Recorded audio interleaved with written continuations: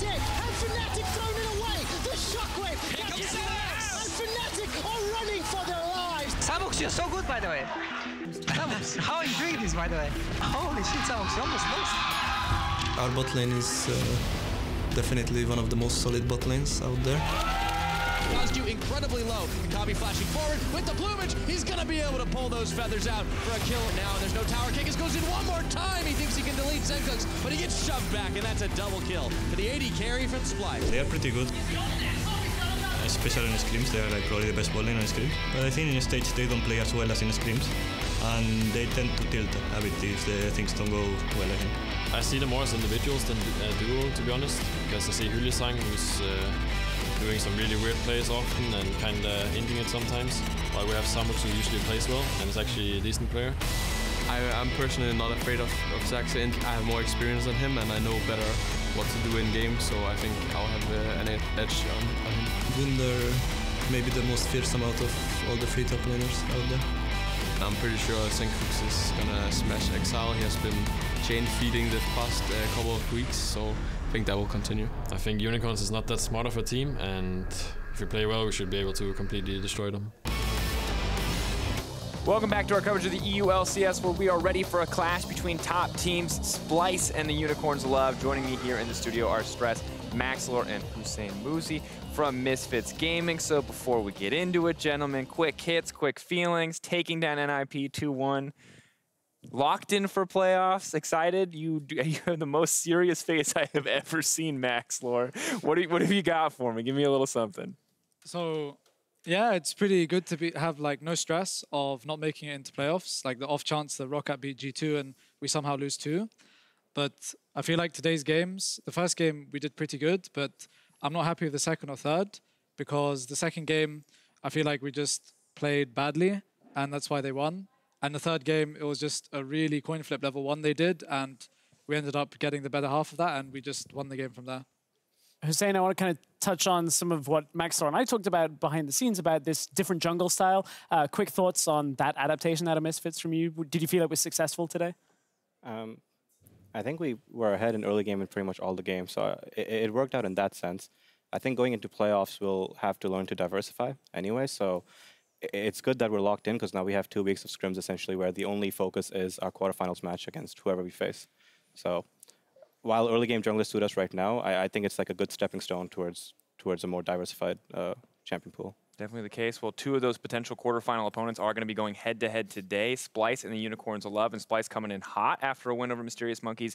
Do have a chance to get first place, but in order to achieve that, they do have to beat Unicorns of Love today. Now, last time we saw these teams fight, Splyce pretty much, I feel like, wiped the floor with UOL to a certain degree. There were a few moments that may not have been perfectly clean, but coming into this, I'm curious, Maxlore, who do you think is actually the favorite to take this? I feel like Splyce are the favorites, as long as, let's say, Exileh keeps underperforming, or if Splyce look to ban out Exileh's comfort picks, like for example the Talon, possibly the Vladimir, and then if he's on something uncomfortable and Splyce play around it, it could be pretty bad for Unicorns of Love. So I think Splyce will win the series. I think that's interesting. We saw Trashy camping mid lane as it was against the Mysterious Monkeys. So we certainly have seen that playstyle that could capitalize on Exileh today if we see that. I'm very interested about the jungler for Unicorns of Love as well, because I feel like Xerxe isn't quite living up to what we saw from him for his Rookie of the Split performance. So for me, I want to see him step up against Trashy today. And I'm curious, Hussain, how much of a threat do you feel like Xerxe is when you look at Unicorns of Love as a team? Sometimes he has these insane games where he goes off, and the other games where he feels like he does nothing in the early game. How do you prepare for a jungler like that? Against Xerxe and Unicorns in general, personally, we don't tend to worry about the early game too much. I think it's really difficult for any jungler to play early game well when your mid's underperforming, and Exileh's been underperforming lately. So I don't know, maybe if that was different, Exileh would look better. I think in Spring Split, Exileh looked a lot better, and sorry, Xerxe looked a lot better because Exileh was performing. So I think that plays a factor, and then also we've seen Xerxe pick up Elise, for example, which is a very early game focused jungler, which is not a style that they ever played in Spring. And so I think they're succumbing to the pressure a little bit of not being diverse enough from jungle and mid. And for you, Maxlore, if you had to go up against one of these guys, who would you rather face? Who would you rather go toe-to-toe with when it comes to that jungle matchup? I would honestly rather play against Xerxe, because I feel like he is way more predictable, and he, on early game champions at least, he doesn't seem to be much of a threat. So if he does play an early game champion, I know that I will win the matchup. And if he plays a later game champion, I know that he's going to be farming. Maybe I can do something, and he'll be very predictable because he likes to farm a lot, which is fine. But he isn't as proactive as other junglers that farm a lot, for example, Trick. I think for me, the interesting thing was the Fnatic series. Exileh didn't underperform as expected, and Xerxe still looked rough. So if that happens again, then I think we have to call into question a little bit more than just that mid lane jungle synergy. All right, well, gentlemen, just to round this out, we don't always do predictions, but in a potentially close series, I'd like to get it. So, Hussain, I want to start with you. Who's going to take the series? What is the score going to be? And then we'll just run down the desk back to me. I think 2-1 Splyce. All right, fair. Maxlore. 2-0 Splyce. 2-0. I think 2-1 Splyce. No one on my desk is rooting for the Unicorns of Unicorns Love. last night, and I thought about it some all right. more. My no, heart all right. says it, but look, head says look, Splyce. I'll believe that you have your reasons. We'll find out if you guys are correct. And with a close fight in the top, every win counts for Splyce and the Unicorns of Love. Let's leave it to the casters to get us into game. All right, thank you, Drakos. I can't believe nobody believes in the Unicorn Bunch of haters, man. Bunch of haters. All right, everybody. Hello, all you esports fans out there. I'm Devin PiraTechnics. And of course, here is Martin Deficio Linga, and this is such an important match for these playoffs, Deficio. It is, and now I'm scared for Splyce because the entire analysts, when they tend to predict, you know, one team only, it just goes completely wrong, and the other team 2-0s them, and you can't really trust Hussain, Maxlore, or Trashy, you know. So I feel like Unicorns are suddenly favorites. You're shooting shots off all the time. Okay, well let's move away from that one into the lineups. Unicorns of Love on the blue side, starting game number 1, and you know, if you're talking Unicorns right now, they've all had standout performances over the years, but I think Vizicsacsi is the man that really showed up last week. He's definitely a man to look at every single time they play, because not only will he make some big plays, he will also sometimes get cammed and die a little bit, but you can always count on Chachi having impact in the game, and the same can be said for Samux down in the bottom lane, another guy to look at on this team here. They can rely on him in the late game. Yes, indeed they can. Now, on the other side of the Rift tonight will be their opponents. It is, in fact, Splyce. And it's funny you mentioned the Unicorn ADC, Deficio, because I feel like Kobbe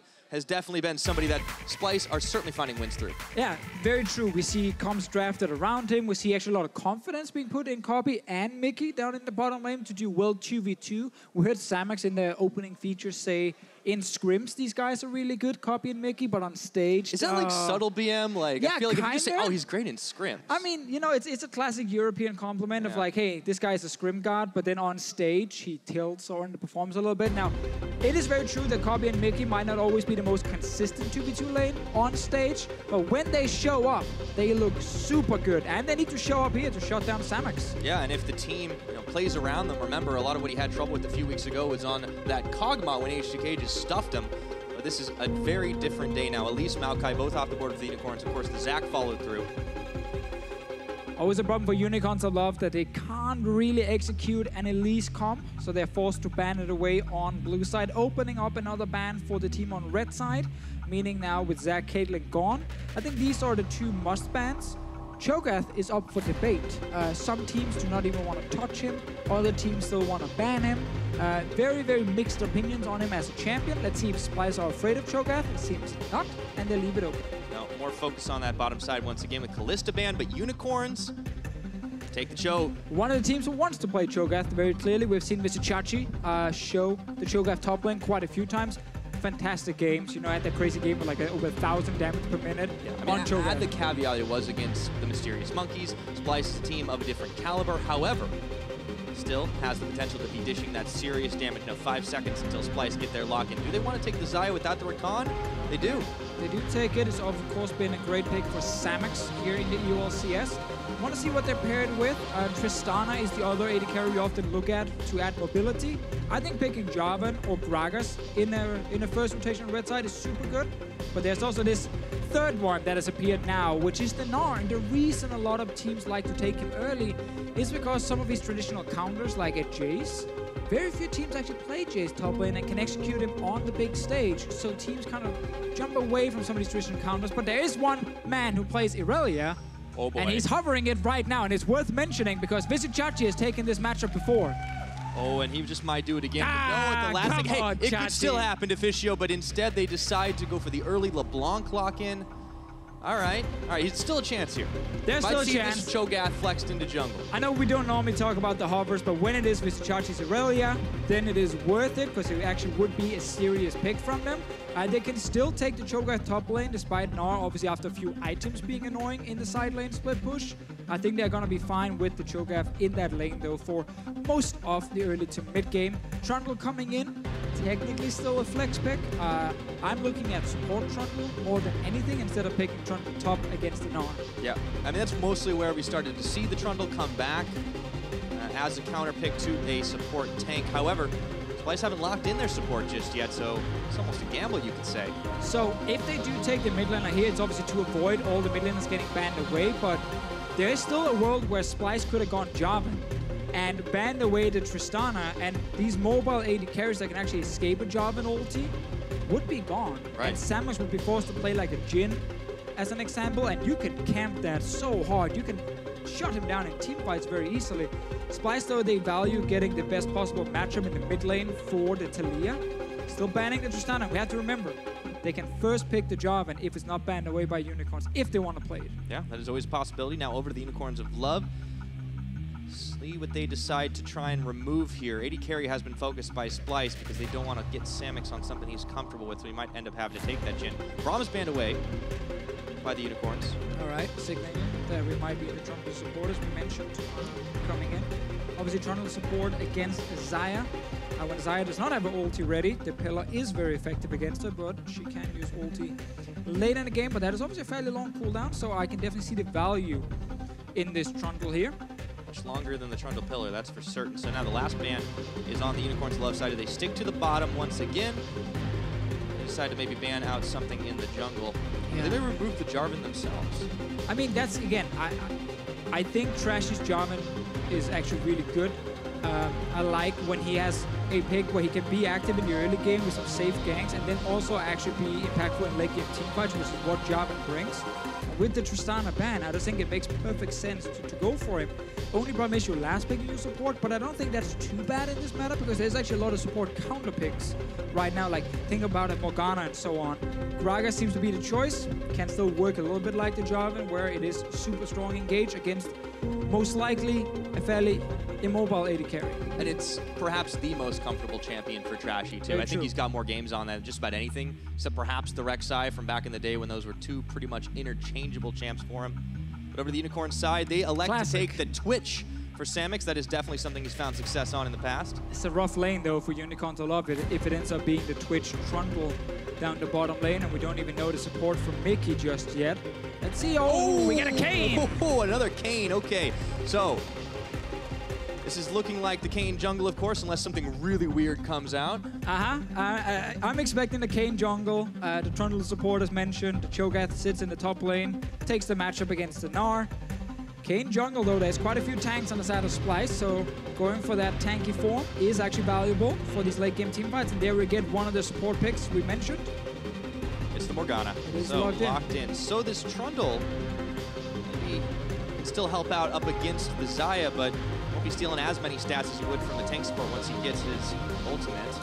Yeah, it's also like Black Shield right now, just to avoid some of the incoming crowd control from Unicorns of Love to keep Kobbe or Sencux safe in a potential team fight. But normally when we do see the Morgana, it is against things like Thresh and these kind of champions. But I think here there is enough kind of CC on the side of Unicorns to make use of this Black Shield from Mikyx. Even the chains coming in from Leblanc, who's snowballing out of control, can be extremely effective here to actually keep your backline alive. Because if you look at this comp from Unicorns of Love, it's a lot of backline threat. Not only do you have champions like Kayn and LeBlanc that can jump towards the backline, you then have a Twitch who pops his ulti, and that ulti will most likely also reach the backline. So there's going to be a lot of pressure on Sencux and Kobbe in these fights here. Yeah, and I think those fights are definitely going to come early and often. It's just how the Unicorns of Love like it. Splyce, will they be prepared? Very important match for playoff seeding. Of course, both these teams already locked into those playoffs, so it could be a preview of things to come. One thing is for certain, when the Unicorns tangle with the Snakes, oh, there will be blood.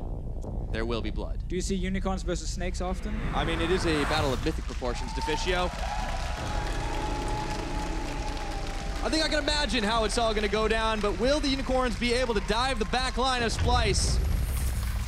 Will we see some answers? We're about to find out. We head on to Summoner's Rift for game number 1. And you said before, Pyro, how this game is so important for playoff seeding. And let's just picture a potential playoff bracket right now for both these teams. If you are the team ending in 3rd place in Group B, your first quarterfinal will be against either Fnatic or G2 Esports. You don't want that. You don't want to play those two teams early. You want to get through the quarterfinal to the semifinal, guaranteed top 4. You get to play in Paris as well. So getting that 3rd place is just, it's not the end of the world, but it's pretty close. It's pretty damn close. Getting a 2nd place where you get to play Misfits, who's been struggling lately instead, that's a big difference. Yeah, it's very, very important right now. And of course, you know, it is still possible to contest for that 1st place spot, which is even more important because you can put yourself up into a situation where you don't have to play the quarterfinals at all. Obviously, if Unicorns win this one over Splyce, they're in better shape to try and knock off H2K for that spot. They'll, of course, meet in the final game of Week 10. Yep. But that is out in the future right now. It is all about Unicorns and Splyce. And Splyce, if they can get a win as well, that puts them ever closer to not having to face off against the likes of G2 or Fnatic. Into this game, though, it's a 5-point start. Nothing super tricky right now. Even Exileh is not going to be going deep. So instead, we are looking at the lane setups. Whenever you play Taliyah, you always have a reason to go towards the mid lane and put pressure. Because if you can actually get ahead as Taliyah and get the push in the lane, you can, once you hit level 6, start roaming and impacting the map. And that's obviously what she brings. You don't pick Taliyah to make the big 1v1 outplays. You pick her because you want to then go to the bot lane. And you want to make a play against a Twitch who's slow scaling, weak in the early game. Or Pirate, you want to go top lane where there's a Cho'gath who's fat and slow. He's not going anywhere. You can CC and shut him down. Taliyah needs to be able to roam. If Splyce can get that off early enough, they can definitely start to shut down some of those threats. But, you know, we want to talk about this Kayn, though, because Xerxe is moving into the enemy jungle right now. He might be able to take away this blue buff while Trashy is away. This is a champion that can have some pretty solid impact as well. And even in Rast form, you know, those fights, he can sustain himself up through a lot of them. Exactly. So the Rast form, the tanky form for him, is the one that is best against these tanks because you can ulti a tank in a late game team fight. You can pop out, deal a bit of damage, but also heal. You can get so much HP back in these fights, so you want to dive in, drop low, use your ulti, and once you get back out, you're almost back to full HP if you're onto a big tank in the late game. Yep. Also, the CC you do provide will set up Exileh, will set up Samux, you know, for success. So I think that is definitely the form to go for if you are Xerxe. Mid lane, Kayn is where we saw the Shadow Assassin. You get more gold, there's more snowball potential. That's where you can go for the pure lethality build. And I think, ooh, Xerxe going in for the blue buff, gets the smite off. He actually starts on a 3 buff against Trashy. That is what you want to see, especially from a jungler who's honestly been struggling this split. Well, again, Xerxe trying to really find his form once again, as you just said here in the last few weeks. It's been tough. A lot of people also playing tank junglers. He couldn't really have the impact early game on Elise. They banned it this game, stepped away from the Kayn though. Fantastic clear speed. He's looking for another steal. Oh, he might give Trashy a real hard time right now as the smite comes down. Trashy does manage to secure them Krugs. Xerxe on level 4. He's looking to start hunting down some Gnar. Wunder backs away though. A 3 buff start right there, Pyra. Xerxe red buff into the enemy blue buff, and Trashy tried to mirror it, but obviously was much slower. Yeah. I mean, well, Trashy can jump walls, but only one at a time. Xerxe is in a whole different scenario. So yeah, this is looking great right now for the Unicorns jungler. And yeah, the struggles have definitely been tough for Xerxe this split. You can blame the meta, you can blame whatever you want, but I mean, it's worth noting that this guy handily earned the Rookie of the Split title. He was a fantastic jungler in spring. It's very, very true, but with a start like this one, where a little bit of luck is also involved, there was half a second on Trashy's smite, meaning obviously that Xerxe secures the blue buff and Trashy does not, but then you get that kind of start, suddenly you get ahead in levels and you start trying to take over the early game, and this could be the game for Xerxe to bounce back and show that dominant performance we're used to. Yeah, and Xerxe might start to focus on this mid lane too, because, you know, you talked about Sencux needing to roam and make things happen in other lanes. For Unicorns, Exileh, he's going to always want to try to make that outplay, and if you get some help from Kayn, that's going to be huge. Very true. So you're talking about Exileh outplays. I also want to talk about the other solo laner on Unicorn side and outplays. He's a bit of trading bot lane, but the man in the top lane, Vizicsacsi, you mentioned him earlier already, Pyra. Like, we always have to look at him in these games. his stats are so interesting. Because as you can see here, he's number 10 in quite some things and number 1 in some other things. Like, he dies the most at 15 minutes. Also gives up the most first bloods. But he, at the same time, has the best CS difference at 15 minutes. So because he plays so aggressive most of the time, he actually tends to get advantages, but he also then tends to get ganked and die and end up giving over some kills to the enemy team. So I guess Trashy and his playstyle, some good things and some bad things. He's a calculated player, though. I mean, the man is a chess master. I think for him, giving up a couple of deaths, it's like a few pawns on the board. He always gets something more for it. I was talking earlier about, you know, the damage he was able to dish out on Cho'gath against the monkeys. I mean, if it works, it works. It works sometimes, and there are really other times where it backfires. Like, we have to remember, Unicorns of Love's early game is one of the worst in the UOL CS. Like, they fall really far behind in most of their games, and one of the reasons, well, you give up kills. Because you overextend in your mid lane, in your top lane. We've seen it time and time again. Let's actually see if Unicorns of Love in this game can get a better early game off the good start with Xerxe. Well, and we're still keeping an eye on Xerxe to either snowball that mid or try to make something happen up top. He made a pass at it earlier on when he went up there, but now Wunder's got level 6. He's going to have the big Gnar available, and the Gnar bar, of course, is already finished. Does he wait for this to run out and then just try to run straight up to it? He's not level 6 either, so he doesn't have Rumble Crest Pass. It's also tricky at this point. You always got to respect the counter gank. Xerxe is constantly looking for the Raptors, sneaking his way in, putting a ward here at the Raptor camp once again. So when it spawns, he might be able to contest it against Trashy. Exileh went for the sustain build in the mid lane, double Dark Seal, just to increase the HP he gets back from the Corruption Potion. I know that build well. The classic Singe I am a Singe main. Okay, here comes Xerxe. He's heading his way up to that top, and he's out. Well, that was a quick gank. Yeah. Was it even a gank? Does it count as gank? I mean, he was inside of the terrain for a good 2 seconds. I don't know what that counts as. It was clearly a commitment. As Samux eats another root, Hylissang's got to be careful. As you predicted, this bottom lane matchup a little bit rough for the Unicorns right now, but being pushed in, not always the worst thing in the world when you open up an opportunity for your jungle to maybe come down here as well. That is true, but you have to remember this tower is taking quite some damage, and soon Kobbe will hit level 6 as well to try and avoid a potential Kayn gank. So I think Splyce are very happy with this 2v2 lane and seeing that Twitch come in from Samux. Yep, oh, there's the big Gnar, throws Trashy in. He's a lot bigger than the Cho'gath right now in this game. 1 level advantage Wunder still has as he leads the minions marching in, down into Mega Gnar form, throws out the boomerang, dodging outside the range of those tower shots, and looks like that'll be the end of that as Trashy is forced under tower. But checking back in with the mid lane, Deficio, we talked about Taliyah and her need to make plays early to go around the map. When does this need to happen? I mean, you're not specifically in a rush because you're also against the champion on the other side that actually needs to roam around and be active on the map as well in the Leblanc and really go for these roams here. Black Shield coming in from Mikyx to stop any sort of slow on the Kobbe. But basically both mid laners are looking to see if they can actually reach the side lane, if they can team up with the jungler and then go and execute a gank. Yeah, and Sencux, of course, has got his Merc Treads already, right? He's going to have some protection from Exileh, but he also has a lot more mobility at the moment. Of course, being Taliyah kind of gives you that opportunity too. No one else can really surf on rocks. That's very true, and I do love tier 2 boosts rushed on Taliyah. Were you going to say tier 2 rock surfing? I was. Because technically that's true. For a moment, I was like, could be a thing, but then I was like, you know what? It's not fun enough. We'll send it back to the drawing board. I had that entire thought, even though it took me 5 seconds to say it in my brain within 1 second. So I was actually just making that on the spot.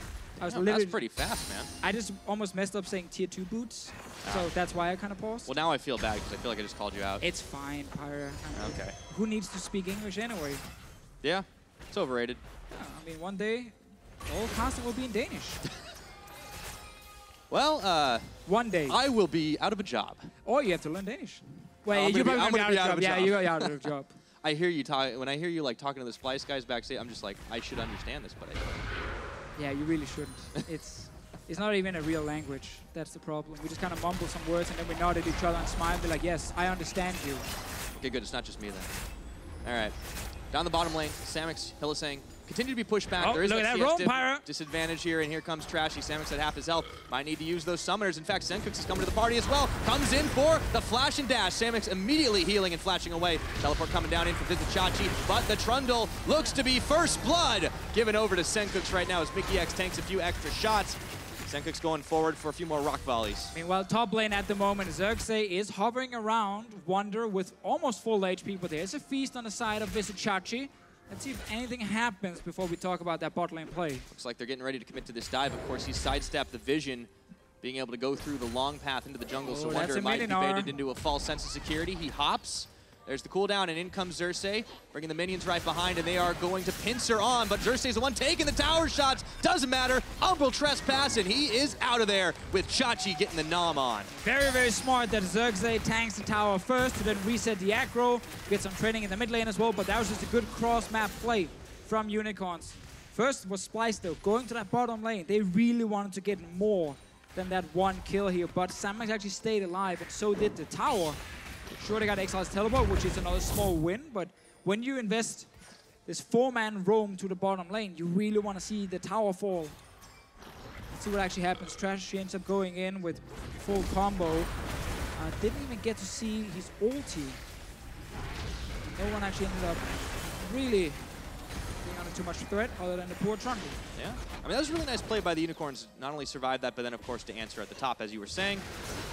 Get to see the extended replay at the end of it all. Xerxe clearly taking to this Kayn, and even giving the kill over to his top laner. So as it stands right now, we're dead even on the gold. Of course, it's just kills traded back and forth. I got it correct. And real quick, we did, of course, get Trashy's ulti flying out. It literally just knocked the guy straight into the wall he was already standing at, so that was obviously why.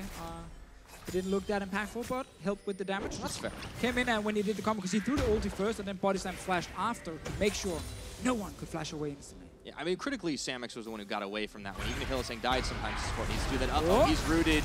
And in comes Sencux throwing some rocks, and he gets a kill.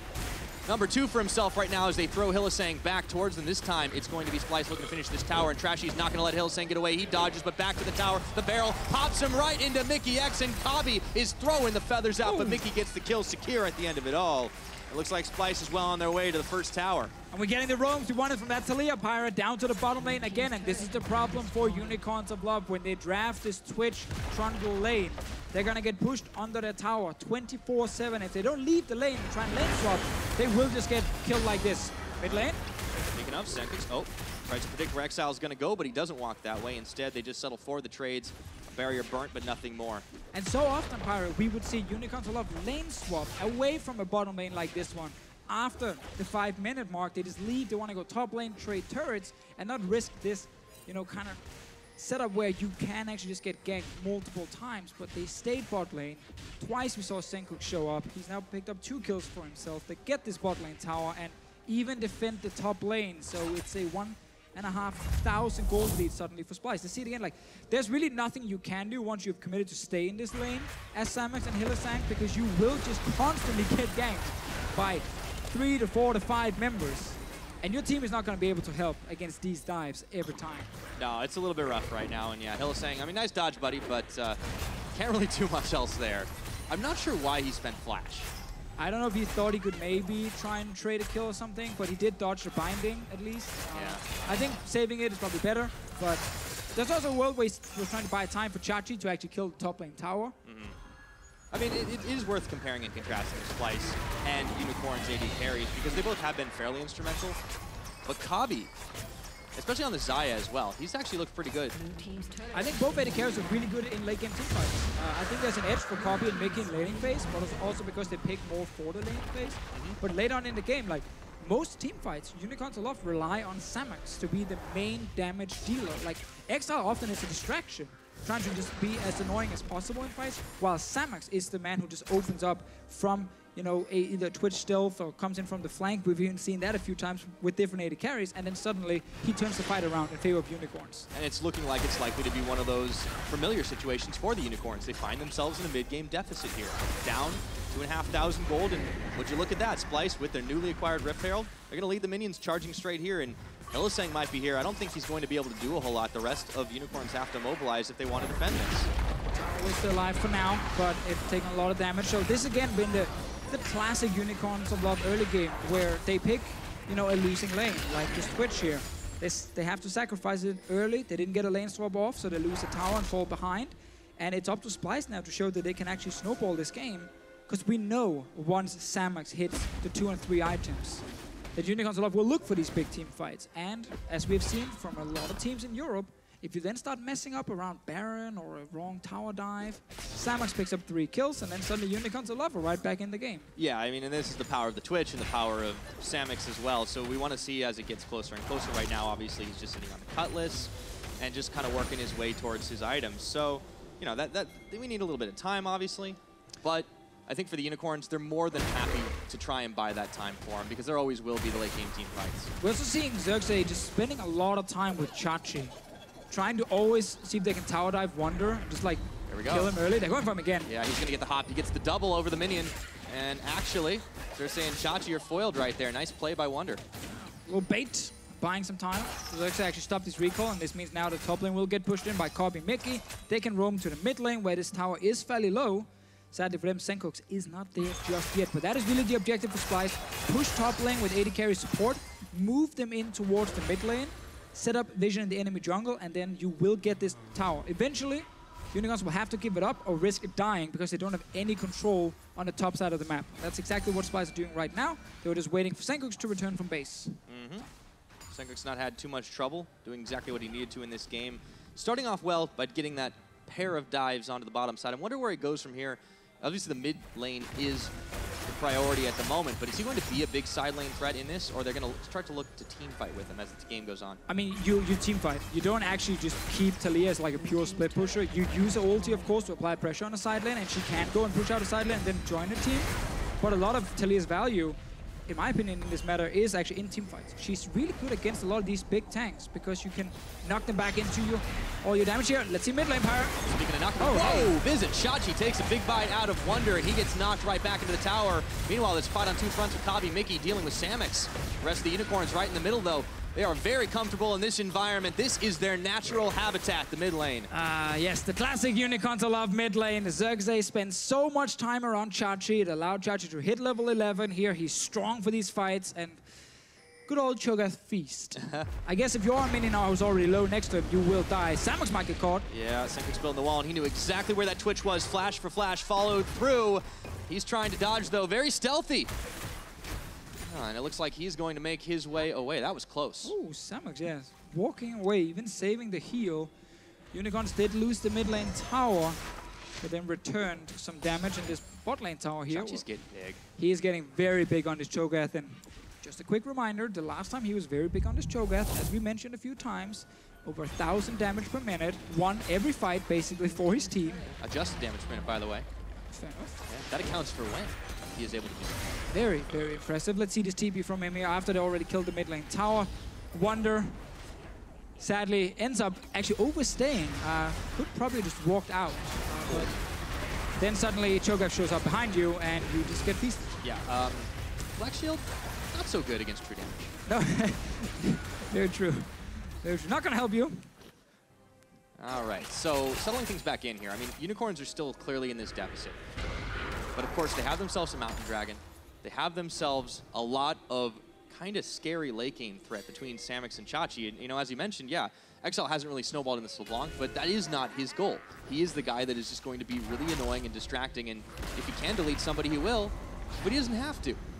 It's always kind of the thing for Exileh, and whenever he gets to play these high mobility champions, he ends up actually dying way less in the early game, and then while he's just 0-0-0, obviously that is way better than him giving up a few early kills and then putting his team even further behind. So by him just wave clearing mid on a mobile champion and just avoiding ganks but not going for any fights, it actually allows Xerxe to play more aggressive on the map because he no longer needs to constantly respect the enemy mid laner because his own mid laner is either dead or pushed down to his tower. So the Talon worked wonders for Exileh. There's Leblanc here. It's been fine, just farming. Obviously it's a problem that the enemy mid laner goes bot lane and kills your bot lane, but I mean, you're picking a Twitch Trundle, so you kind of asking for it. Yeah, but they're putting a lot of the kills on who they need to right now. 2 on Vizicsacsi. He's able to pick himself up the bottom tower, so that's the first for the Unicorns. Start equaling out that gold lead just a little bit. And obviously Splyce is pretty thick around this map, especially towards the mid lane, investing in a lot of vision. They want to make sure the Unicorns can't get a jump on him. Yeah, Unicorns also like to send Samux to side lanes to catch up and farm if he's slightly down after the laning phase. So they're doing the same now. They're going to give up this Mountain Drake and try and get the top lane tower in return. Should be a fairly easy tower for him to pick up. And Splyce will take the Mountain Drake and use that to set up this Baron here in the near future to keep the pressure on Unicorns a lot because you want to force fights right now before this Twitch actually gets much stronger. Yeah, and he just goes back. He picks up the Zeal just like that. He was sitting on about 1,500 gold after his play of the Ruined King. Wait, he didn't take top tower? No, they did not secure the top, but the minions might just do it. Let's see what the tower is actually on right now. There's a big wave, you're right. Tower is very low, so they should be able to lock it down. And yeah, and for the Unicorns, I mean, they're never that uncomfortable. You don't want to be in a deficit situation, but the Unicorns find themselves in it a lot, and they still manage to take these wins. And you can see that win rate when they are behind, because it just does happen so frequently. The only problem with Unicorns is it's often focused on then the enemy team with the gold lead actually making mistakes. And that's, it's obviously like you can argue for one thing, which is Unicorns a lot will outplay you in late game team fights, and then you can also turn around and say, well, they don't always have to do that because the other team just makes a massive, mistake around Baron or something, and Unicorns get like this free pass to get back in the game. I think it's a mix of both, but I think we have seen that other teams in Europe can definitely beat Unicorns in late game fights if they have the composition to do it. I think in this game, Splyce do have a very strong late game, but Unicorns a lot, they really shine there with the Twitch. Yeah, and Exileh, he nearly got his first kill of the game. He's still a very potent threat. As far as damage dealing goes, Samux was looking for an opening, wasn't able to find it. Yeah, the Unicorns definitely try to take advantage of opponents' mistakes, and if you do commit one or two of those, they will be right there to try and punish. We know Splyce is definitely not immune to it. They've had some problems in recent weeks. Just take a look at their H2K series. No, 100%. It's actually why it's a little bit scary for Splyce that they have kind of lost a bit of the map control right now after being up 3 towers to 0 and a 3k gold lead. Then suddenly Unicorns had that low top lane tower. Xerxe killed the bot lane one because he's extremely fed on Cho'gath right now. And it suddenly feels a lot like Unicorns are right back in this game, and they're just waiting for Samux to get more items and then start winning team fights. Yeah, just a waiting game, of course, but in the time that that's still happening, Splyce is not completely getting weaker either. Trashy does get pillared, but he's able to walk the long way around it. On the other side, of course, of the AD carry equation, Kobbe, he's got a Phantom Dancer. He's going to be nice and safe and secure, and more can be said for him than can be for Hylissang, because down goes the Trundle. And now 5-man Splyce squad, they're on the mid lane. Nice pick right there from Splyce. There were so many wards, and Hylissang just walked over every single one of them, all alone in that mid lane, and just got caught out. We've seen that a few times. That happens quite often. Hylissang does not always respect enemy team vision. This is the kind of thing you can use as Splyce then to try and say, okay, what can we do? Is this just a full reset from Splyce where they won't lose anything? That's fine. Get all your control wards, start setting up around the Baron vision and see if you can actually force team fights against, still this 1.5 item Twitch. Seems like they just went for the full reset after getting the kill. Spend all the gold they had, and now they just need to go back and defend his mid lane tower with Sencux. Now they're on the mid. Sencux is going to have to flash away here, and I don't know if defense is going to be possible any longer. Xayah on the front, no, they do manage to get the pushback. A few more threaded volleys mean that Unicorns can't get it done with the minions they had at their disposal. Wunder rejoining the mid lane. Splyce, they look to collapse around here, but they're trying to play on all 3 lanes, and Unicorns seem to be pretty single-minded in what they're trying to do right now. I mean, they really want to kill that last tower. And then it's a wide open map where it's just all about 5-on-5 team fighting against each other. Xerxe in the mid lane, Pyra. Oh boy, it's the knock-up. Not going to happen. Flashing forward, Hylissang with the pillar and instantly exhaust down. Can they turn the fight? No, the big Gnar is distracting them as he gets 3 into the wall. Xerxe going forward with the eat. Feral Scream to finish the kill. Meanwhile, Xerxe finishes off the Mega Gnar. And Trashy and Mikyx, they're scattered to the winds. Exileh splitting the uprights with the double chains. But it's not going to matter. Unicorns open a can of hurt. There is a big barrel, though, that Trashy's knocking him back in, and he gets a belly bop for the shutdown. Good outplay there, and that Carnage will settle for the time being. I think Unicorns will claim the prize, though. They will get the mid lane tower, so they try to even out the gold here, but all Unicorns did there, they saw Xayah sitting in the top lane, and they're like, well, okay, she's top, she's not going to join the fight, and then they just rush straight at Splyce in the mid lane, knowing there was no flash on Sencux from before, and they end up getting quite a few kills, but obviously Trashy, in the end, returning the favor. Yeah, and so, this was without that big multiple item Twitch just yet, too. That's true. I mean, right now, Xayah is top lane, so Splyce really do not want to step forward in this mid lane. They just want to sit as far back as possible, but as soon as they just overextend a little bit, instant engage from Unicorns of Love. Xerxe, of course, on the fed. Cho'gath getting the kill. Xerxe getting one as well. And then now it's actually all on Trashy, just making a very nice outplay. Otherwise, this would end up in multiple kills for Unicorns and a mid lane tower and nothing in return for Splyce. But big plays right there from the Gragas. I would say Trashy got a little greedy there. Just a little bit. Outplay by Trashy. Ooh. He's trying again. Nice pillar. That could have been real bad right there. Although Vizicsacsi still taking a lot of damage, lands a big rupture. He is rooted in place, and Exileh is going to tag his way in, looking for Kobbe. There's the Featherstorm. Xerxe is right behind, and he goes in. Looking for one kill. The Umbral Trespass is on to Trashy. Kobbe's still alive until Xerxe takes one more Reaping Slash to the back of him. Now Trashy, he picks up Hylissang on the back of that one, but it's a double kill for the Kayn. And Xerxe starting to look big this game. 3-0-3. It is 6-6 in total kills. And the ARAMs keep coming. Yeah, it's just tons of fights in the mid lane. Unicorns are left. They win another one. We just talked about how it felt like this game was just even when Unicorns Love were down in gold because Splyce didn't really have a lot of pressure on the map. And suddenly Unicorns, they find fight after fight. And Chachi's not done. They keep on doing it. Now Trashy, he gets cut off by Xerxe. He's a little low on that health bar. He's got to be careful. The rest is Splyce. They've slipped through the fingers of the Unicorns, but Unicorns of Love are content to be able to push them back right now. Infernal Dragon spawning in a few seconds. That should be a pretty hot contest on this map. All right, is this game slowing down for a second or not, Pyra? Is that I mean, it's really hard to tell. We're going from 60 to 59, maybe. All right. Let's see the replay. So Trashy trying to see if maybe he can catch either Chachi or Hylissang here, but didn't really seem like he actually wanted to fully commit when he did jump in, and now suddenly they find themselves in a tough position where there's multiple guys flanking onto Kobbe, and the front line of Splyce is gone. It's not even there. Wunder was on his way, Trashy was on the other side of the lane, and Kobbe was just the target, and then Sencux follows. And when you are running with double tank, you need the tanks in the front taking the damage, and not the enemy carries like Kayn and Leblanc just reaching that backline. As we talked about in Champs League, Pyra, Unicorns a lot have so many ways of reaching Sencux and Kobbe in these fights, and they were always trying to do it in every single team fight.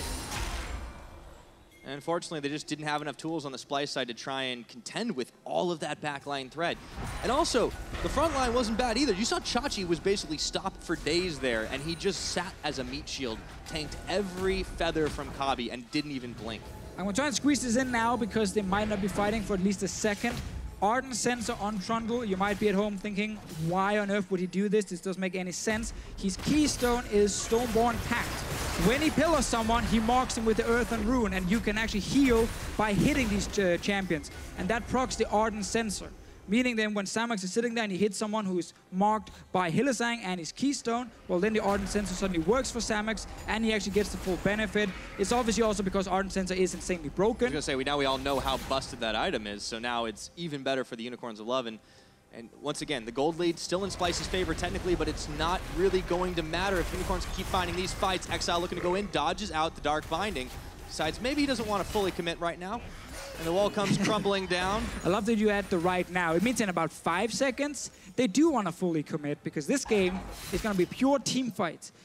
I'm going to say about every second minute, we're going to have a new fight starting. Okay, 2 minutes from now. Yeah, we'll start the timer. And while we're in this relative downtime period, I want to take time to call out Unicorn Dad because he said they were going to play perfect macro for 53 minutes. I mean, so far, running mid lane, avoiding fights has actually succeeded for Unicorns Love. Yes, the avoiding fight part is where he lied, because I do believe Unicorns Love have forced about 5 fights so far in this game, and we are not even close to the 57 minutes. He said. Well, we're 53, but we are really close to that 2-minute mark that you suggested they were going to be the next fight, and it might just be around this Baron pit. Of course, Unicorns of Love, they always want to bait this one out, see if they can get a fight out of Splyce. You get the 50-50 though, there's always the possibility of that Smite steal away. Pillar on for Trashy. Most of Splyce still sticking it out in this mid lane. Of course, they have sent Wunder down to the bottom side to get the split push on. And just remember again, this pillar here, it counts as CC that procs a Stoneborn. So if someone had hit the Gragas right there, it would have then actually applied a heal, which would have procced the Ardent Sensor. So that is again the value behind it. I remember seeing it for the first time being like, why on earth is Trundle building Ardent Sensor? Like, what is he doing? But it actually makes sense when you look at his keystone. Dug deeper into it, yeah. Of course, he's not the only one that's going to be able to sustain quite a lot. Vizicsacsi, he has the adaptive helms to complement his gargoyles as well as that righteous glory. So he is not only big, but he is running straight at Splyce. They want to fully commit to this fight. Featherstorm comes out, but a 2-man rupture. The barrel, it just knocks them into Splyce. They're perfectly happy with this one. Exileh, maybe not so much. Wunder on the back line, but he's only mini Gnar right now flashing, and this is getting Jesse. Chachi trying to tank up the rest of Splyce, but he can't do it forever. Kobbe finally finds 1 kill, and Exileh, he's going to get knocked and bopped. Splyce find the fight. Was that within the 2 minutes? Almost, at least. Just about. I'll give you a pass for that one, Deficio. Whoa, the Gnar, and Xerxe wasn't expecting that one. Wunder, he wanted to go on forward, but did he bite off more than he could chew? The Umbral Trespass, no, he is going to stay alive by the skin of his teeth.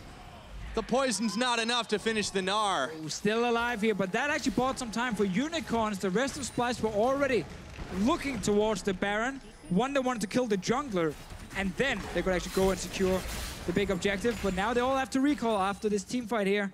Simply means that no one gained a massive advantage, and we will get a few more. Only a few more fights, and here's how this one started once again. Splyce, 4 members in. Let's see, so Samux ends up opening up on Mikyx, which is fine here for Splyce, because they actually know where the Twitch is now, so they can go in and try and lock down multiple members on the side of Unicorns. Good binding from Mikyx onto Exileh, keeping him in place, and now everyone from Unicorns of Love are kind of split up here. Some are turning for Wunder. Chachi's left alone in the front. Exileh right there, rooted once again, and couldn't actually do anything. And Trashy ends up getting the kill here in return. But then I think Wunder just wants to kill the jungler before going Baron, and it did kind of backfire for him. But they're rushing Baron now. Yeah, they've got a Mountain Dragon. They can do damage seriously fast. Xerxe's here. Xerxe, can he get the steal off? No, he's not done. The binding is there. He's got flash. He's gonna stealing it away. Might give his life for that one. Hashtag word. And he's out. See if he can make it out one more time. No, knocked and bot, shut down goal, but it doesn't matter. Samux opening up on the backside, inside this pit. Those health bars are low, but they're not gonna be down. Wunder sacrificing himself, eaten up by Vizicsacsi. It keeps happening. 2 for 2, man, and they got Baron on the Unicorn side. We just got one of those fights where suddenly it looks great for Splyce, but then Xerxe, despite getting interrupted with the binding, he flashes in, gets the Baron. Samux opens up as well from the flank, all alone, picks up a kill. And now they're pushing for this mid lane tower. I'm telling you, man, Des didn't believe it, but Unicorn magic. There is always something about this team. You can put them in a bad situation. They can win a bunch of fights. They'll still somehow find something crazy. And that gigantic Cho'gath of Vizicsacsi is showing no signs of slowing down. He's got 10 stacks here, and here's where Xerxe got the big steal off. It's another great binding from Mikyx. Trashy did have his ulti. If he could have maybe used it to knock Xerxe further away before he had a chance to flash into the pit. This could have worked, but it ends up backfiring, and Samux over there on the Twitch. The classic one, close your eyes to shoot whatever's in front of you. That's see why if you they get call a kill. it spray and pray for sure. That is definitely why we call it spray and pray. I mean, that could have been a very different fight had Xerxe not gotten the Umbral Trespass off and then distracted the rest of Splyce. And yeah, look at that. The flanking Twitch with 7,000 damage. Classic. Well, that pretty much sums up the Unicorns. All right, Splyce, though, they're on the back foot right now, and for the first time this game, I think they don't have the gold lead. It's slim, 200, but Unicorns, they don't never really care about that gold. They just keep on fighting. Another cool thing with the Black Sheep for Mikyx is, of course, able to also block silence and everything, making sure Kobbe never really should get caught out in a fight. I don't think he's really been, caught out in this game. I think actually he's been doing just fine, but Splyce as a team and Unicorns as a team, funny enough, have just been battling it out. No one, has been underperforming. If you look at the players, we can just say that all 10 of them, they're ready to just constantly team fight. And if you lose this game, well, you can blame all 5, not a single member. It's definitely one of those games the team's just going to butt heads, and in the end, whoever's stronger comes out. But right now, it is starting to look like those Unicorns. This may very well be a playoff preview, though, Deficio. Of course, it's still very important for seeding. Unicorns, of course, they can catch up to H2K with the first place. It makes it easier if they get this win. They later face off against H2K in week number 10. Of course, everyone will have to go through Vitality Monkeys a couple more times before that all happens. But we're still in game number 1. For 8 to 10 kills, this has been an incredibly back and forth set of fights. Xerxe finding out the control ward, clearing it away. Now, Splyce are forced back within their own base inside the confines for the time being, as Exileh getting split push on. 30 seconds still of the Baron buff. That's always the thing with Unicorns of Love when they play. Like, they can be some of the hardest games to cast because you have to just constantly look at team fights and think what's happening, who's doing something great, what's going wrong. And sometimes it's easier with a slow game and you just talk about 1-3-1 and that kind of stuff. And then you get like just 10 team fights in a row where you have to constantly look at all 10 members. Like, that is hectic. It's hard as a viewer, and it's obviously hard for the players as well, because you can't mess up a team fight. If your style is built around winning team fights, well, then you got to be able to execute them. Yeah. Well, and I'll tell you one thing, Deficio. There's one way to kind of make it a little easier to cast that. and that's spend a year casting the LPL. That's how I got prepared for the Unicorns of Love. That is definitely true. Very, very true. And I think also, like, for a play-by-play, like Unicorns of Love games are often the dream, because you just get a ton of big team fights where you can go crazy. Oh, the Unicorns go crazy too. And you know, credit to where it is due, because Splyce have been able to find these openings, which is difficult against a team that kind of thrives in the madness that Unicorns do have. They're going to pick up some more sustain for themselves, however. That will be the Ocean Dragon, taken by the duo of Xerxe and Hylissang. And you know, Xerxe has had an impressive performance on this Kayn, and there have been question marks about him in the summer split. It's nice to see him finding something that fits him. Yeah, and the Kayn here, with his Rast form, in these team fights here, it's not like the Shadow Assassin where you have to go in and find a single target and try and kill him or you're useless. Like, a lot of what he's actually doing is he's obviously applying some CC with his W, but he's actually a bit of a kill threat against squishy targets. And if you ever get him low enough, he will just ulti onto a tank and get a ton of HP back. He has the Spirit Visage as well to further buff that part. And it just makes it really hard to actually kill him in fights. And then with the Black Cleaver, he's able to shred some of these tanks here and just even set up his AD carry for even more success. Yeah, I feel like he kind of fills the same role in this game that Exileh does, just being a distraction while, you know, Samux and Vizicsacsi are the ones getting in there. And yes, Chachi, of course, is that full tank. He's got the Randuin's Omen, but he do damage. Yes. He do a lot of damage. That is always the thing about Cho'gath. If you let him go to the late game, he will be a massive threat. One of the reasons some teams don't like him is because he takes so much time to get there. You can gank him in the early game, but this game here, Trashy did not visit the top lane often. He didn't try and shut down Vizicsacsi very early, and we saw Xerxe play around Chachi and actually get some kills on Wunder, tower dives, and it really benefited this Cho'gath here, that he was just able to free farm the entire lane and even pick up an early kill. And we see the result of this is a level 17 massive Cho'gath with 4 fully completed items, ready to one-shot someone. Yeah. And I feel like if Splyce wants to survive that kind of fight, they're going to need to be able to pick off. The Chachi's not going to be the one they're going to get fast. They need to be able to pick off Samux to start things off, and it's going to be difficult. I like this. Yeah, I like a lot of stacks. I like when we see the Elixirs come in as well. Elixir of Iron here onto Vizicsacsi. Even bigger. Even bigger, obviously. A lot of benefits for him. Even brings some tenacity now for him as well, so it's even harder to lock him down. And I think it's really smart to do it even before full items, because it is such an impactful elixir for tanks that is actually fully worth the 500 gold you spend on getting it to just get all the bonus stats from it. And at this point in the game, every time Chachi goes back, if the elixir is about to run out, he should just buy a new one. It's actually so valuable for every single teamfight they're going to play. And he doesn't need a spot for it either, because he can keep himself you know, just buying those wards, give the team a little bit of vision. And also, like, another thing that'll get him even bigger, when he pops the Stone Plate. Oh, yeah. Yeah, he's getting everything to make his character large. The one-shot is happening. Oh, yeah. We're just waiting for someone to walk next to Vizicsacsi in the team fight. And goodbye. And then they will die. Also, Samux right now, like, he's got the 3 items. He's working his way towards his Lord Dominic's. Of course, on the other side, Kobbe, he had the Mortal Reminder. He's kind of key, I feel, for Splyce to try and shut down some of these UOL members, but if Samux doesn't step out of bounds, I feel like that's going to be nigh impossible. Yeah, I feel like at this point, the Splyce have to just rely on Taliyah and Xayah kind of kinding back and trying to kill the front line. Force the flash out of Mikyx. Mikyx instant flash right there. Trundle in these late game fights with the pillar is super impactful as well. And Exileh. Yeah. Man, this just doesn't feel fair. How do you fight against Godzilla? You just hit him enough times, and at some point he will die. That's rough. All right, Pillar, once again, Trashy. He's able to dash over it. Xerxe still hunting. No tower to fall back to here for Splyce unless they want to get back into their base. Remember, their minions pushing in the top. There's a wave crashing in the bottom. Unicorns of Love, they own this map right now, and they might have eyes for Baron, but this would be a 50-50. They need to bait Splyce into a fight first. Hylissang always checking first. Remember, the pillar will not give him vision in the brush when he uses it. It was removed, I believe, a patch or 2 ago.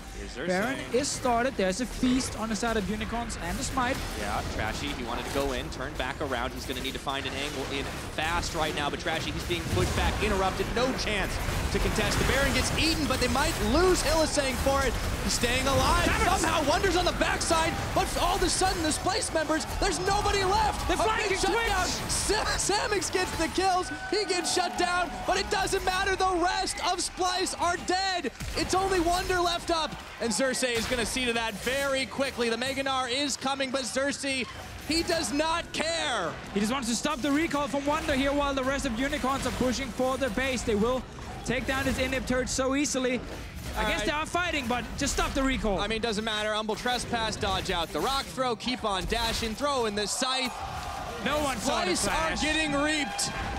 39:45 on the clock. There are no members left to defend this base right now. Splyce, sayonara to these guys because the Unicorns of Love, they are still gunning for that first place spot in playoffs, and they have made one big statement here in game number 1 as they pile on the Nexus and take the series up 1-0. In the most classic Unicorns of Love way ever. Fall behind early, it looks rough, your AD carries a bit behind, and then it becomes just team fights in the mid lane over and over. Splyce had a few times where they want to try and push a side lane, and then they step forward in the mid lane with the remaining members against Unicorns. Instantly they get engaged on. Fight suddenly going in favor of the Unicorns of Love. Xerxe got into his late game. Samux actually picked up some items, and people thought I was joking when I said the flanking twitch.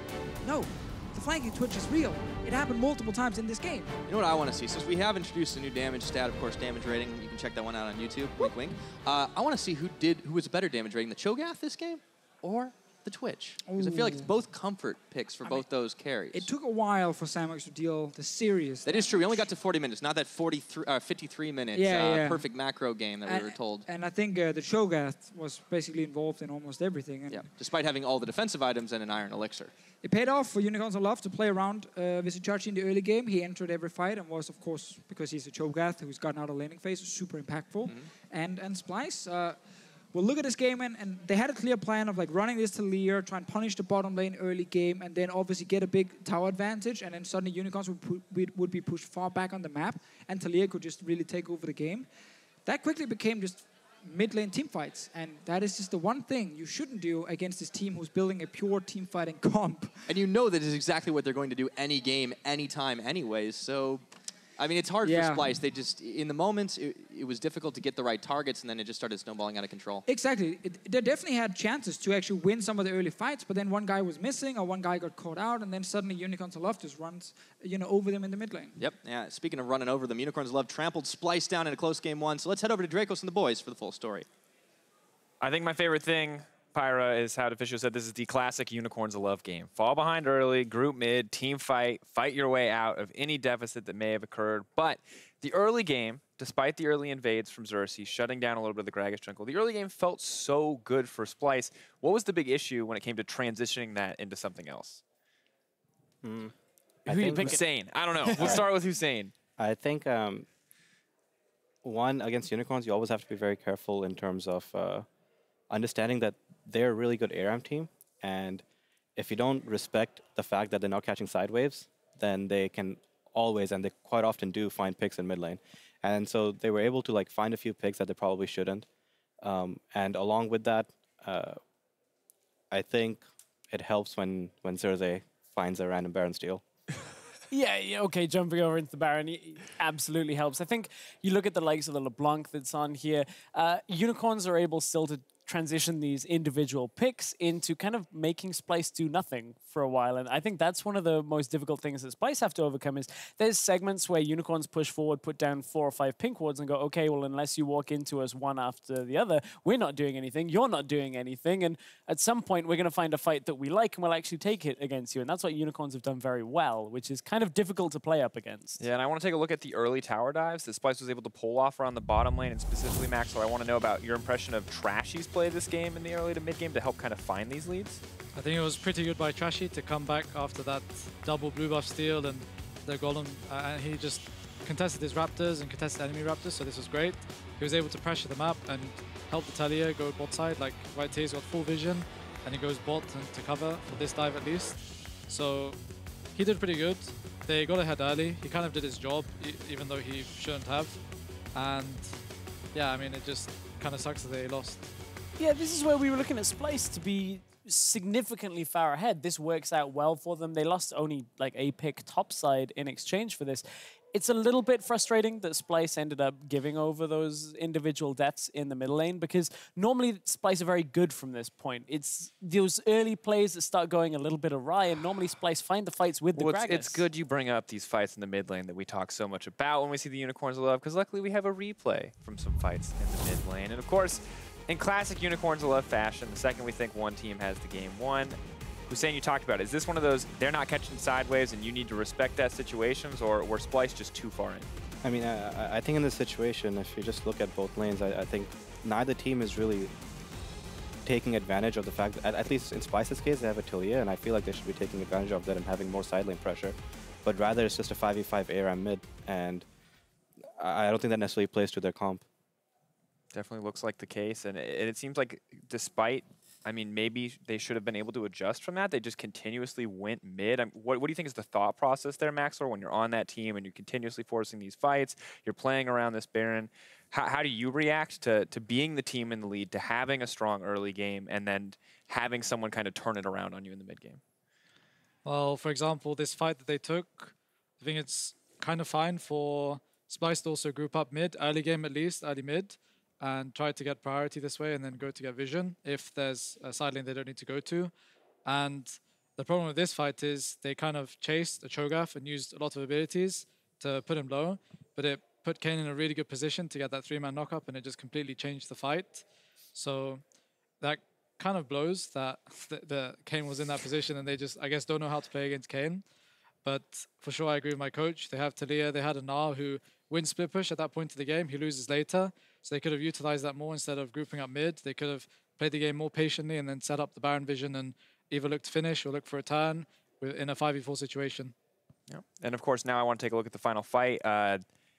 There was this point in the game, and especially during this final fight, that even then I felt like Splyce had the opportunity to come back. Maybe Unicorns of Love is a little bit favored here, but Stress, looking at this one, I mean, what were your thoughts? Is this unfolded? Well, his fight is Cho'gath kind of walking through and buying so much time for the Twitch to just unleash this massive amount of damage. You can see Exileh's already done his job. That massive burst of damage that comes from Samux is exactly what they needed. It doesn't matter where the rest of the Unicorns are at this point. You can see Wunder just getting run out of there.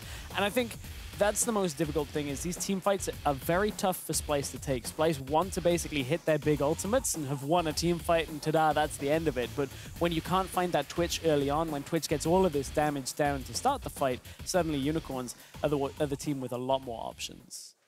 Well, now looking towards the series, looking at predictions, just to round things out, gentlemen, Maxlore is officially wrong. So I'm going to give you the chance now. Are you going to still say 2-1 Splyce, or are you now a sudden Unicorns of Love fan when it comes to taking this series?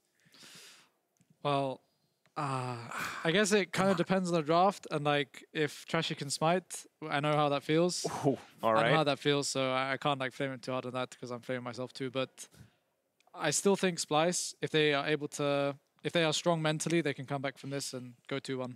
All right, 3-2-1 predictions for Splyce, despite a fantastic turnaround from Unicorns of Love. Well, Unicorns of Love are fighting for a bye to the semifinals. We'll see if they can secure that and gank another win in this series after the break. I think I can imagine how it's all going to go down, but will the Unicorns be able to dive the back line of Splyce and instantly exhaust down? Can they turn the fight? No, the big Gnar is distracting them as he gets 3 into the wall. Xerxe going forward with the eat. Feral Scream to finish the kill. Try to get out. I'm on Leblanc, I'm dead. Try to get out, just get out. Okay.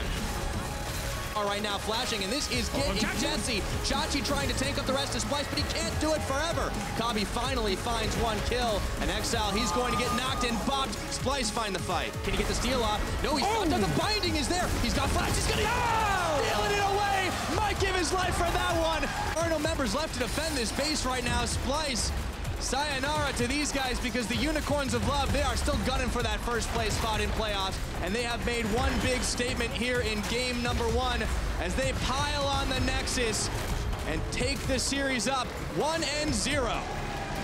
In the most